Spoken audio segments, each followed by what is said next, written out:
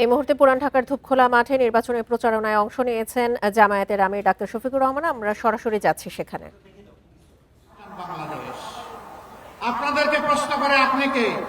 আপনি বলবেন আমার পরিচয়, আমি একটা বাংলাদেশ।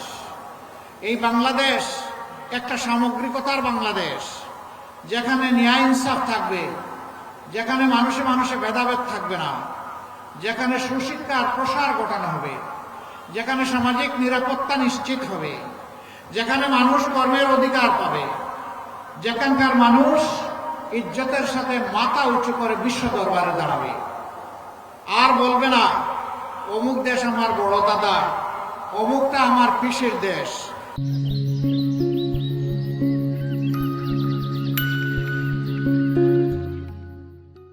অমুকটা আমার মাসির দেশ, বরঞ্চ জোর করে বলবে এটা আমার বাংলাদেশ। ভাই ও বোনেরা,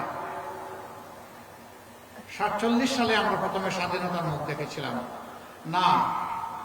এই অঙ্গীকার যারা আমাদেরকে দিয়েছিলেন লড়কে লেঙ্গে পাকিস্তানের স্লোগান দিয়ে, তারা তাদের দায়িত্ব সঠিকভাবে পালন করেন নাই। অনিবার্য হয়েছিল 71-এর মুক্তিযুদ্ধ। সেই মুক্তিযুদ্ধে বুক চিতিয়ে জীবন বাজি রেখে যারা লড়াই করেছিলেন, সামাজিক ন্যায় বিচার পাবো, সাম্য পাবো, এবং সেখানে সকল মানুষ আমরা মিলেমিশে উন্নয়নের প্রতীক হয়ে রাস্তায় রাজপথে চলব। হয় নাই, পূরণ হয় নাই। রাজার ধর্ম করে সমস্ত কাঙ্গালের ধন চুরি। যারাই রাজা হয়েছেন, আমাদের মতো ছোট ছোট মানুষগুলার ধন চুরি করে তারা ফুলে পেঁপে দৈর্ঘ্যে প্রস্তে সমান হয়ে গেছে।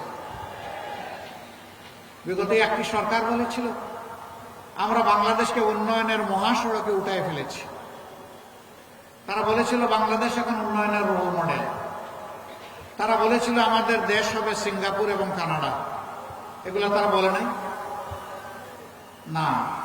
ঠিকই তারা উন্নয়নের রোল মডেল করেছিলেন বিশ্বের কনসেপ্ট ধারণাকে পাল্টে দিয়ে। তারা রোডের বদলে কি ব্যবহার করতেন? আরো জুড়ে বলেন, কি ব্যবহার করতেন? পুরান ঢাকার ধূপখোলা মাঠে নির্বাচনী প্রচারণায় বক্তব্য রাখছেন জামায়াতের আমির ডাক্তার শফিকুর রহমান। আমরা সরাসরি ছিলাম সেখানে।